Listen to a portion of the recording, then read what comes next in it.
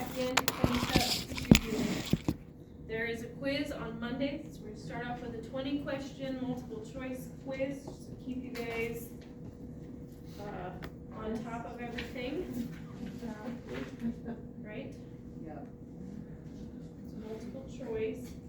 And then we're going to wrap up pharmacology on Monday.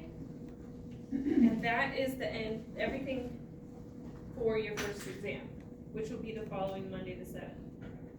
We are going to start spine before your exam, just because I wanted to allow you guys that extra time to soak it in before we test it, but we got to keep on keeping on.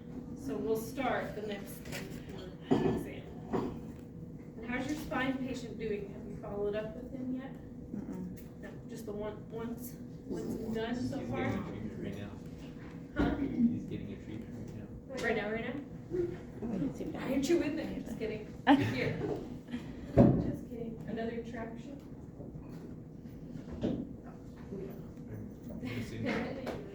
So you should be starting spine and thorax at about the same time. We should be in the same ballpark, give or take a day or two. That way we're all kind of moving along together. All right. Any questions up to what we've covered so far on muscle, tendon, nerve?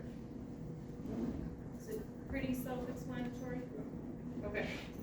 So we'll finish this up, and then I have a quick little review thing for you, and then we'll move into pharmacology. So, all right.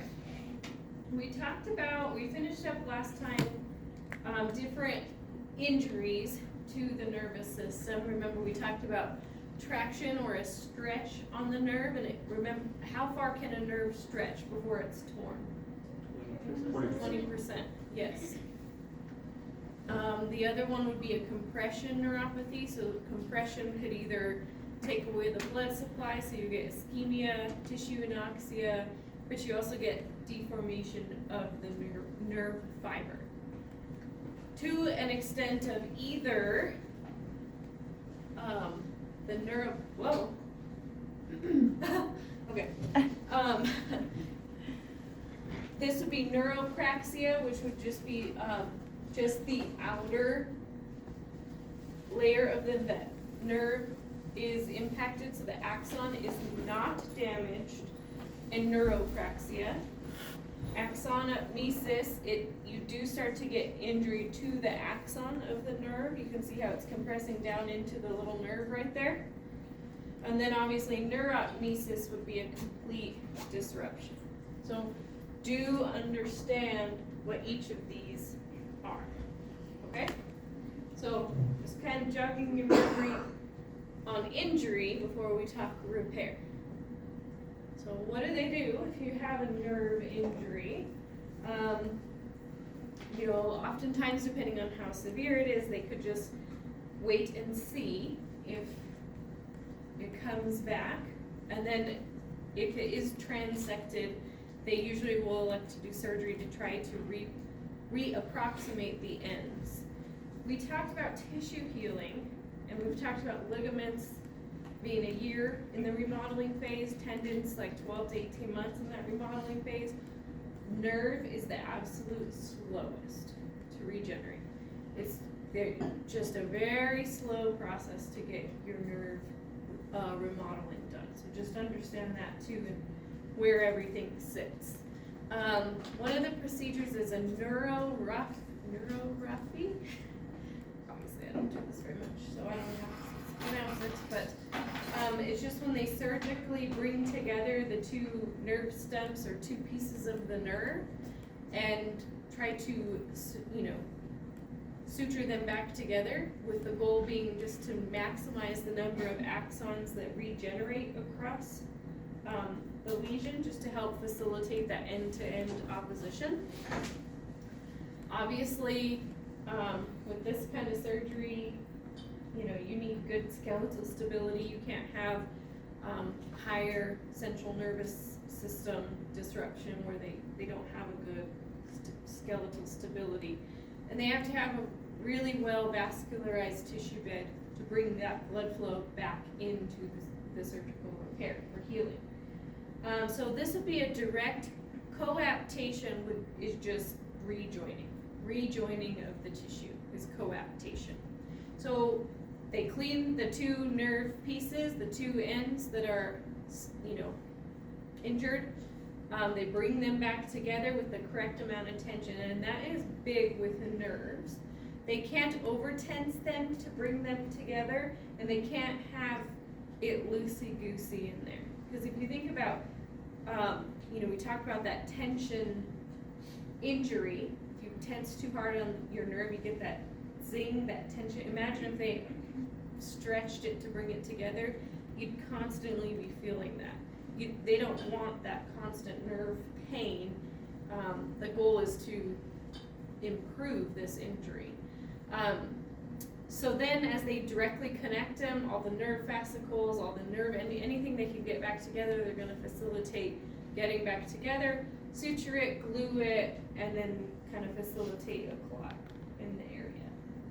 So that would be a direct. They just bring the pieces back together directly. Indirectly, they use autografts. And usually they'll go in and get a piece of your sural nerve and then implant it where they need the autograft. Other options would be medial antebrachial cutaneous nerve, lateral femoral cutaneous nerve, or a superficial radial nerve.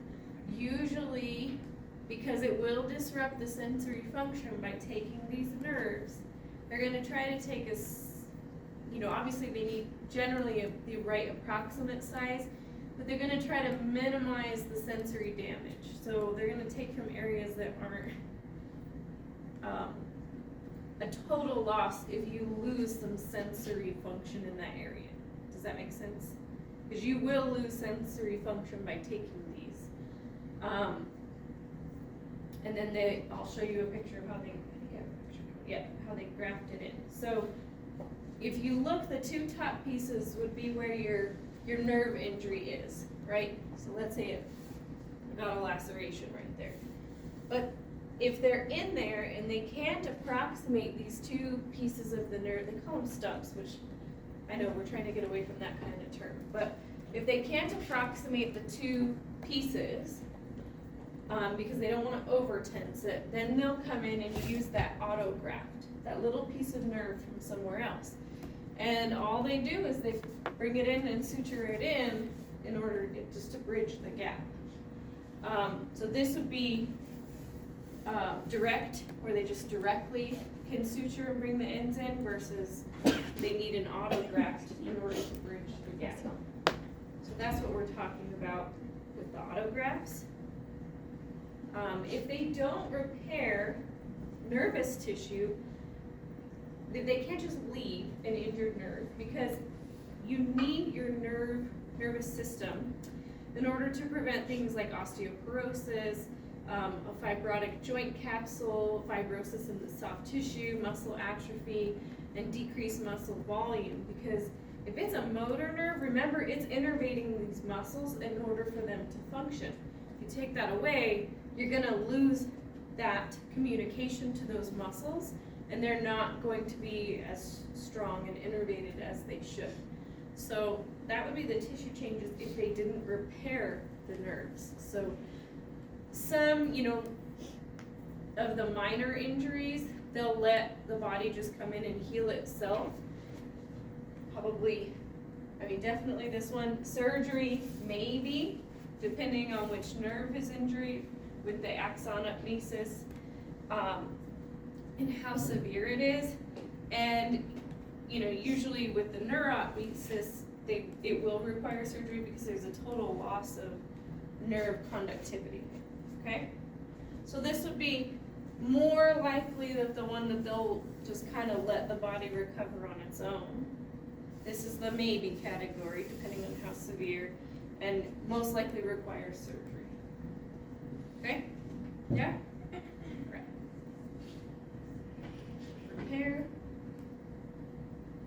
Okay, so if we're talking about our patients that have had these different repairs, what do we do with them post-operatively? So we're gonna protect the repair site, that's the most important factor.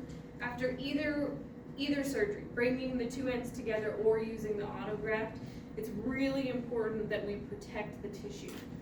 Usually they'll have some sort of splint in to hold them in that optimal position for function, but also so it's not over tensed or under tensed on that nerve. So a lot of, you know how we talk about nerve gliding and all those things, those positions would extend the nerve, and so they want to minimize that with how they splint it. Obviously compressive dressings to decrease that venous congestion or that pooling, that edema at the ends. And usually you'll learn in the summer semester how to do venous wrapping to push that fluid. Let's say you had an injury in your arm, to push that fluid up and out of the distal arm so it doesn't pool and cause more injury. Range of motion exercises are very cautious. And I'll write that in capital letters. When you are working with nerve recovery, we are very cautious with range of motion. We do range of motion because we want to encourage that venous return. We want to encourage that usage of the muscle activation, the lymph flow.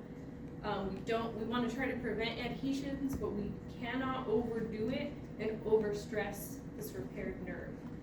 Either through aggressive range of motion that would increase the tension on the nerve or stretch on the nerve, but you don't want to be too aggressive.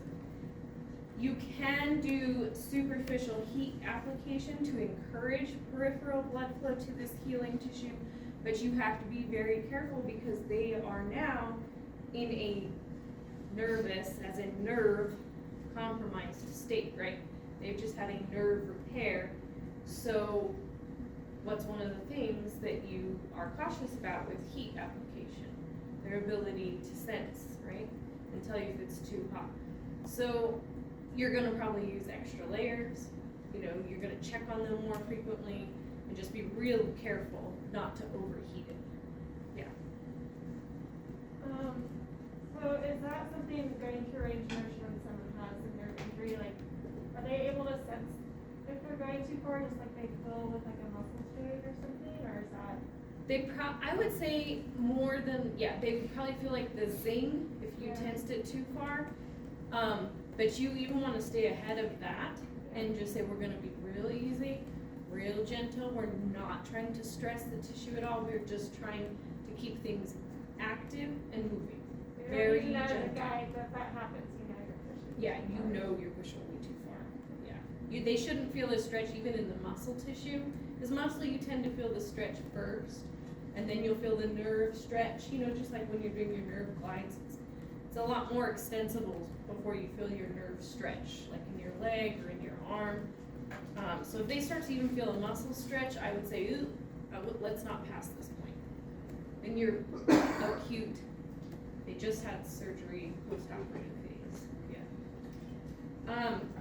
One of the big things that we tend to focus more on these patients is the neuromuscular and sensory reeducation. And you start it early and you progress it often. So what this means is that you continuously stimulate distal to that nerve. So let's take your arm for example. Let's say they had an injury here. You would do continuous sensory stimulation to the hand and distal to that nerve in order for that sensory signal to be sent upward. Also, if you've ever had surgery, you know how it can feel like it's not your body around the site, and you want to increase that. With any surgery, I do a lot of sensory stimulation around the scar, but this is distal, not over the surgical site, but over the sensory innervation distal to that nerve. Usually you're going to start with very light objects like cotton balls, very light, soft things, because sometimes if they're hypersensitive, even that's too much for them to handle. So you start very light, and then you can progress to maybe a washcloth, then light touch, and then you work on pressure, increasing the pressure. Yeah, when I had my brachial plexus injury, and I remember when I went to PT, they would like rub a cloth on my hand Yeah, so they were at like washcloth stage. Some people can't even handle that because you know the washcloth has all those little like loops and stuff. So they gotta go cotton ball first. After you get deeper into pressure, you can add vibration. So like kind of vibration stimulation. Sometimes they'll do like a tuning fork, or just use like a lot of times clinics are getting into more like vibration therapy, so you may just have a vibrator, muscle vibrator. I was trying to find another way to say it, and it didn't make sense. Okay. Muscle massager. They're getting a lot. That is becoming more popular in treatments, muscularly, and so your clinic may have it already. Thermal stimulation, so hot versus cold, increasing that in their tolerance. Different textures, so you can continue to progress from the washcloth to more rough surfaces, working up to like sandpaper, where it's very rough. Proprioception of where that body part is in space, and then kinesthesia, sensing. Even with hands, you know how you can like put your hand in your pocket and you're like, I've got 2 quarters and a dime, right? And to be able to sense with your hands what you're holding, what you're touching. So you could do a lot with that when you can't see it. What are you touching? What do you feel? Can you tell? And that kinesthesia with their hands. I would say more so with the hands than like your feet is more proprioception. And the hands is more like that fine touch. What are you holding? What is it? How many type things. Fine motor stuff. So now that we've had that talk today, let's go to vascular. Okay, so let's, vascular structures are the last one for tissue healing. So we'll start with structure and composition, and then we'll go into injury from there. But very often, and again, we're talking more peripheral vascular system with orthopedics. Obviously, central is more abdominal, and not always orthopedic treatments with abdominal surgeries. Not to say you won't encounter these folks. Let's say you're in acute care and they just had a GI surgery. That's very much in the realm of, central blood flow area that you need to be aware of. But generally, if we're talking like they broke their wrist, they had an ORAF of their ankle, we're talking that peripheral vascular, just like we're talking peripheral nerve. But trauma, surgery, disease, different things will injure your peripheral vascular system. Obviously, all of our tissues need that continuous supply of oxygen, red blood cells, all that nutrition in order to function, so we need a good vascular system. So our blood vessels contain endothelial cells, smooth muscle cells, because they do have to push the blood through them, and they have their own connective tissue. Not another one. The arteries and the veins have 3 concentric layers that form these lumen or walls. So the innermost is the tunica intima, and you can see, I like this picture because you can compare a vein to an artery and see the difference in like smooth muscle composition and why arteries have so much more pressure behind them than your veins. Because remember, your arteries are taking the blood away from your heart they're taking that nice red blood cells to all of these tissues that need it. Veins are bringing back the deoxygenated blood back to your heart so it can do its thing, right? So you need a lot more pressure in an artery. So if you nick your artery, you can bleed out all over the place. Versus your vein, it'll just be a slow trickle and clot up, right? So innermost, we have tunica interna or intima. Either interchangeable is fine. Tunica media is in the middle, and tunica adventitia or externa is the outermost layer of connective tissue on your vascular system. So arteries are very highly elastic and veins are less elastic. Remember that microscope picture where the artery was like a perfect circle and the vein was like a blob? That's why. Because arteries are very highly elastic. So vascular response to injury, it's a highly organized fashion. you're gonna get coagulation or a hematoma within the area. Eventually, if it's an artery, it'll take a lot longer to get there. Then that kicks off the inflammation response, fibroplasia, remodeling, and maturation. Same, just different system. And different mechanisms of injury that can occur to the vascular system. So traction, obviously you can pull apart an artery and a vein. Avulsion will be tearing off and that chunk moving away.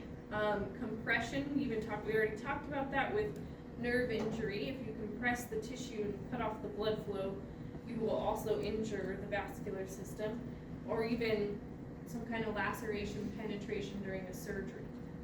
Or, I don't know, knife fight, I don't know, it's Albuquerque. It's Albuquerque. Gunshot wound, yes, all of the above. So, some signs and symptoms of vascular injury that everybody on the team needs to be looking out for. You know, especially us, we do spend a considerable amount of time with our patients in relation to other healthcare professions. So hard signs that are telling you there is a vascular injury right here, right now in front of me is pulselessness. You cannot feel a pulse distal to that vascular site.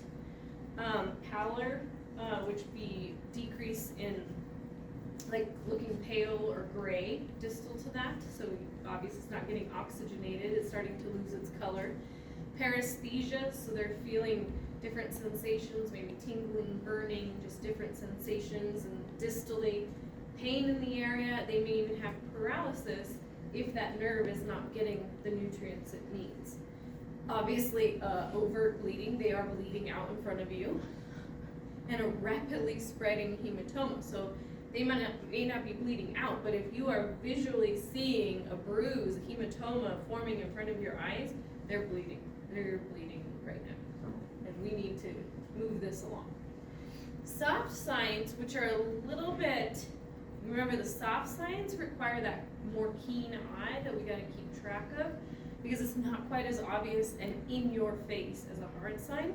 But if this patient already has a history of arterial bleeding, or they have that hematoma over a peripheral artery, we're seeing that neurological deficit happening, that's telling us we are getting a vascular injury. This one may be a little bit slower, so it's not as quickly noticeable, but it's happening, and we still want to refer them back to, we want to alert the nurse. If we're in acute care, we want to alert the on-call physician, or who's their orthopedic surgeon, or we want to start alerting above our heads when we see this stuff.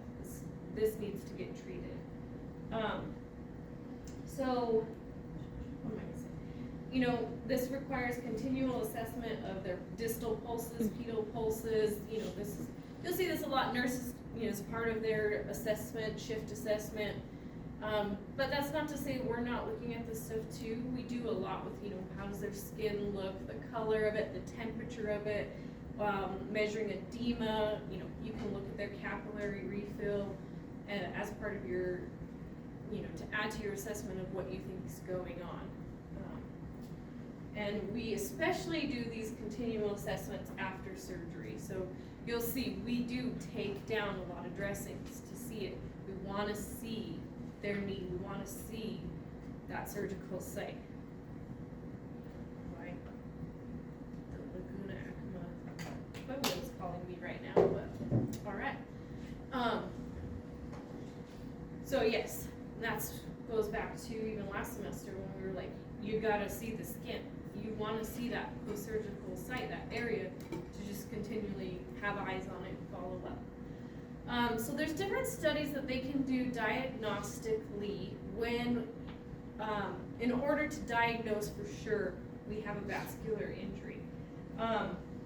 Non-invasively, we have a Doppler flow detection or duplex ultrasonography. So duplex ultrasonography would be, it's an ultrasound plus the Doppler, so they get to see it. With these, they are comparing to the blood flow of the non-effective extremity. This is one thing, especially if you're in acute care, and you see that they're on to get a Doppler later that day, we're holding therapy. They are suspecting they have a blood clot, and they want to go in there and evaluate their vascular system, and we're not gonna see them that day. And you may even say PT to follow up, because that's a change in status, and you're gonna want the PT to follow up, maybe do a re-eval if needed, after we get the results of this. Yeah? Ben? Did I answer your question? Yeah, Or like, maybe? I answered my own question. Okay. Good for you. Just kidding. Invasively, they can do invasive diagnoses. This would be more for arterial occlusions. This is the percutaneous arteriography, and obviously would be the gold standard of detecting treatment, because they inject dye into the suspected area, and then they can see the dye in the blood and if it's flowing. That's pretty invasive. And they take x-rays in order to see this as well. Pretty invasive. It's usually more, if they're thinking a more serious problem arterially. These would be a little more common venously, in your extremities. We see this more like if they're thinking they might have a DVT, okay?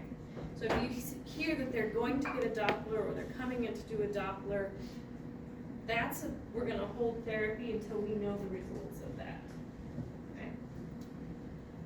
Vascular repair is pretty similar to nerve repair, so I don't even have a picture. Because they can directly repair it vascularly, arterially, or venously. I'm not gonna say those words. Or they can create an anastomosis, which is just create blood flow around the area. And then they could also graft. So they would take a smaller venous graft and put it in. Does that make sense? Like, if they're gonna graft in, whichever way they direct it would be arterial or venous, because it has little flaps that close behind the blood. Same process as the nerve, so either directly they're bringing the two pieces together, or they need a graft to bridge the gap. Pretty straightforward. So the big thing that we have to talk about with vascular disease is thromboembolic disease, however you want to say that, DVTs. So deep vein thrombosis. If someone gets a deep vein thrombosis, it could result, if that clot gets dislodged, it could then result in a pulmonary embolism, which we'll talk about in a couple slides. Our hip and knee replacement patients are at an increased risk for developing DVTs because they've had this distal surgery. They are not moving around as much as they used to, and even sometimes as they need to, and blood can tend to pool as they sit on the bed, or they prop that knee up, prop that leg up, blood can tend to pool.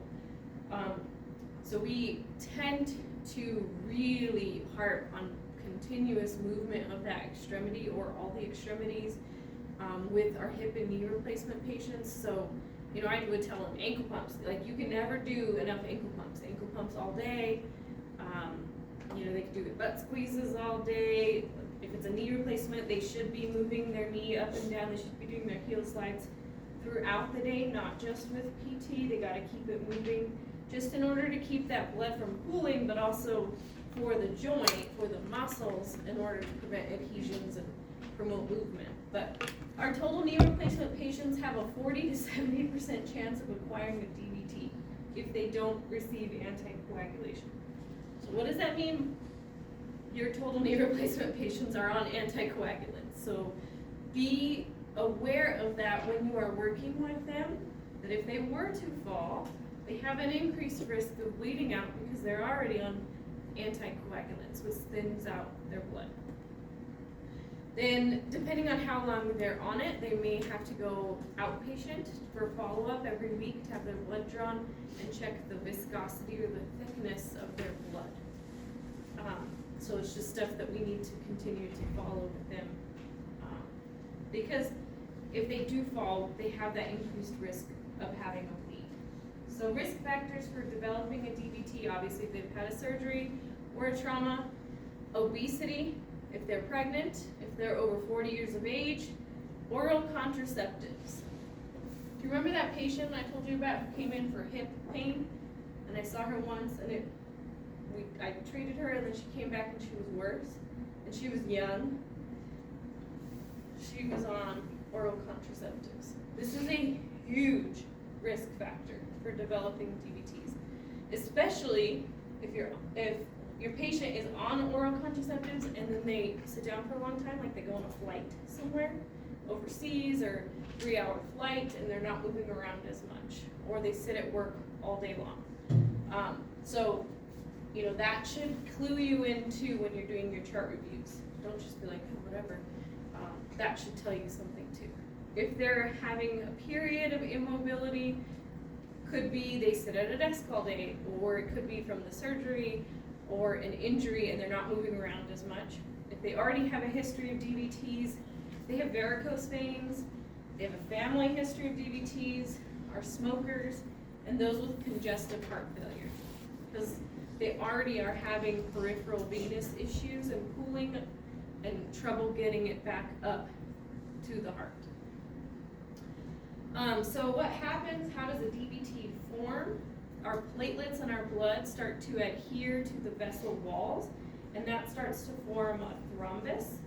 And then if that thrombus then dislodges, it becomes an embolus, or a little clot. So just know your terminology there too. So this is 3 factors that lead to development of a DVT. It's called Virchow's triad. So if someone is hypercoagulable, so they clot easily, they will tend to form a clot more easily than somebody else. If they have that venous stasis, or that blood pooling in the venous system, could be immobilization, obesity, heart disease, all those different risk factors we already talked about. Or they have a venous injury. So if they got a little nick or something in their venous system by the surgery or the knife fight off of Central, or other DVTs that have caused a little injury in their venous system, then now they're at increased risk, right? This is part of the triad for developing. I like this picture because it shows you how it everything starts to stick to the cell wall, the venous wall. And then if you get all of it or a piece of it that dislodges, that's an embolus. That will then get caught in your little micro veins of your lungs, or if it gets passed through that in your brain, it can form a clot. Or a embolic stroke. So once we have a DVT that forms, 3 things can occur. The clot could be disintegrated and broken down by our body, or lysis of the clot, and then the vessel is just kind of reopened on its own. If that thrombus or clot becomes more and more organized and bigger, you're going to get further proximal occlusion, so you're going to get more and more occlusion, or it can dislodge and continue to go through the venous system. Usually we see it in the venous system because it's a deep vein thrombosis. So signs and symptoms that we have to be very aware of. They are complaining of proximal thigh, inguinal, this was that patient, right? Hip pain or lower leg pain. They are status post-surgery, so TJA is total joint arthroplasty. So make sure you know that term. And arthroplasty is what? A replacement.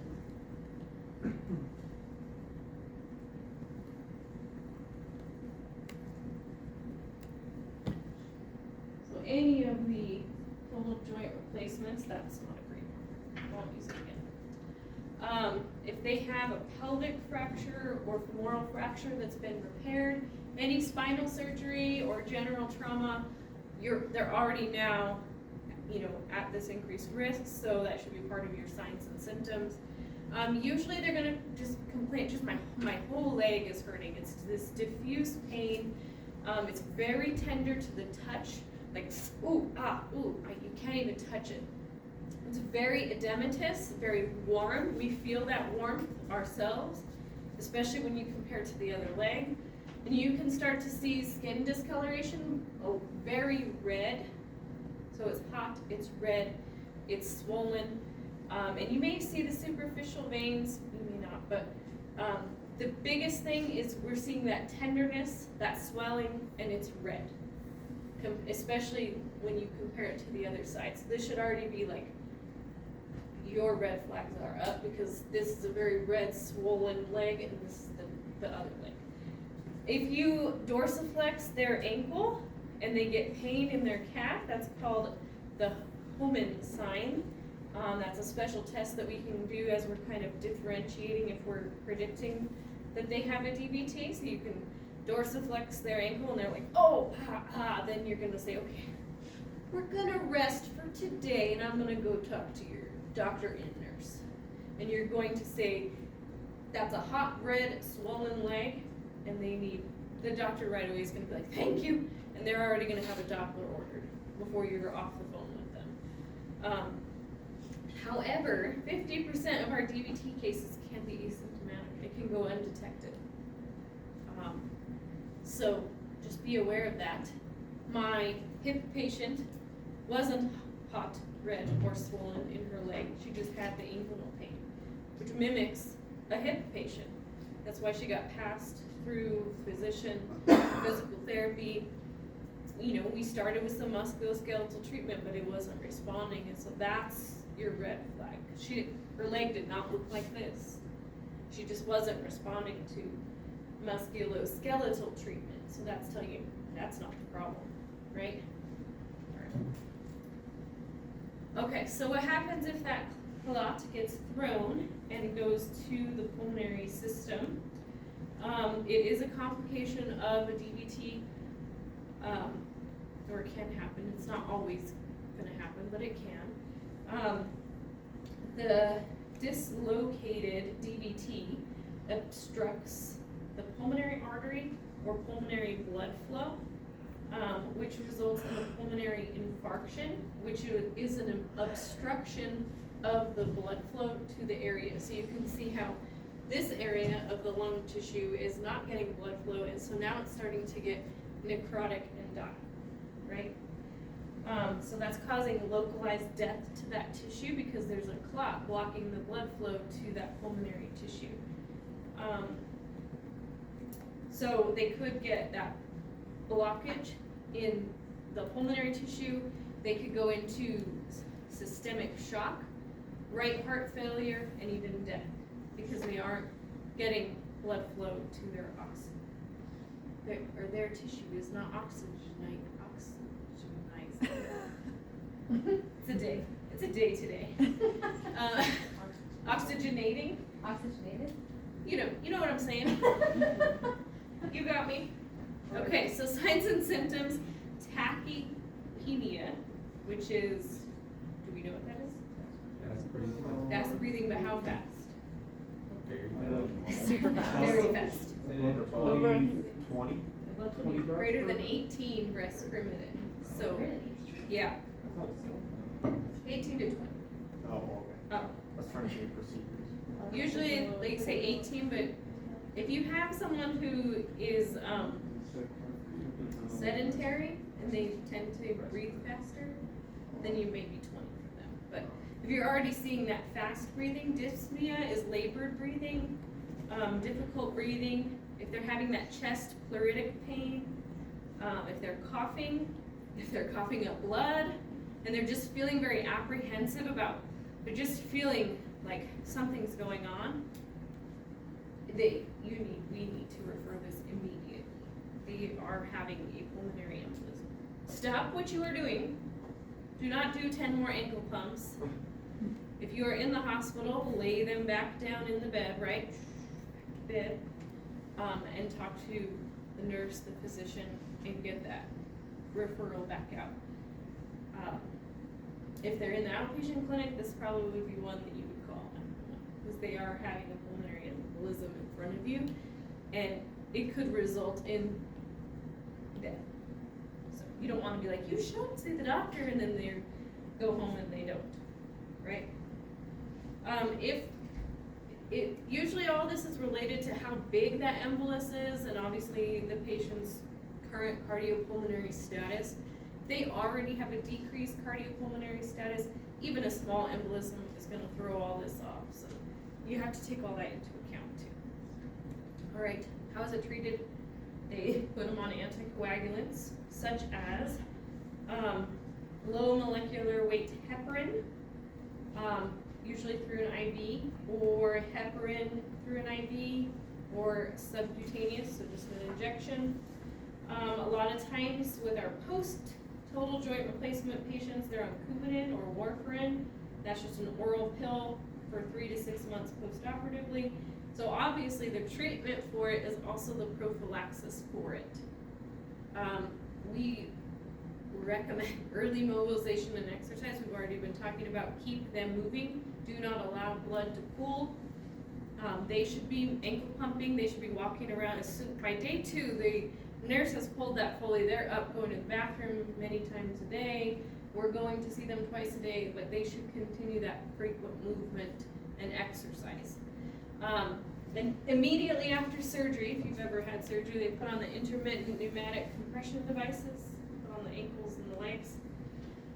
If you are seeing a patient in those first couple days, and let's say they were sitting in a chair, you came in, you treated them, you walked them, you did your exercises, and then you put them back to bed because they've been up in a chair for a while, you always want to put those back on. Even if they're like, oh, those things again, and you're like, I know, that sucks, and you put it back on.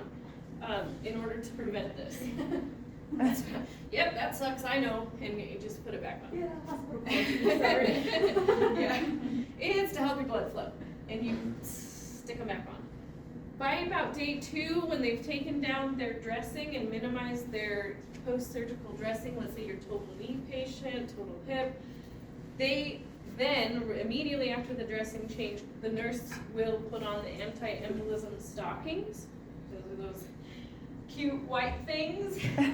But if we're seeing them post-op or outpatient clinic, if you're in a clinic where, let's say, your total joint patient went home and now they're seeing outpatient therapy, we want to recommend that they continue to wear these.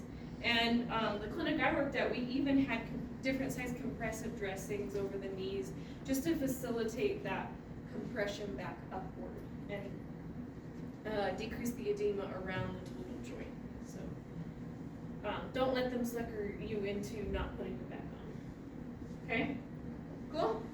Yeah. So how early is early mobilization? If they have a severe accident, the back anticoagulant coagulant Do you mean like if they're a total joint patient or?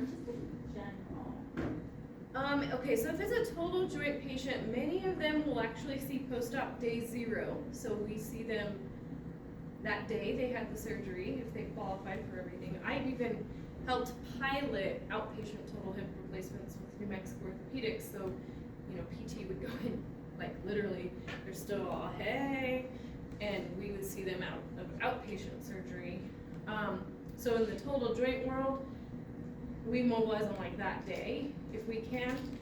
If they are like a post DBT, you're gonna have your, refer back up to the PT if it comes back positive. The doctor's already anticoagulating them. PT will do a reeval because that's a change in status, and we'll get them moving again.